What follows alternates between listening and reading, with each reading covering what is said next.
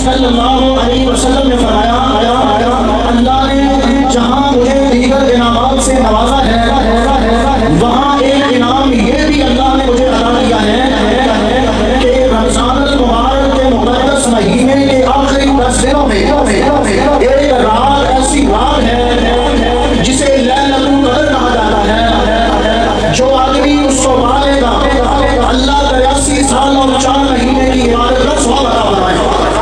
پریشان نہیں ہونا، جاگ کے بیدار ہو کر بیٹھنا ہے.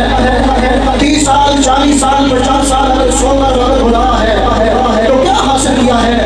اللہ کے حضور سجدے میں گر گڑا کر دعا کیجیے کہ اللہ آج کی رات کو لیلۃ القدر بنا دے اور ہماری اس رات کو کسی لیکے لگا کر ہمارا ذریعہ نجات بنا دے.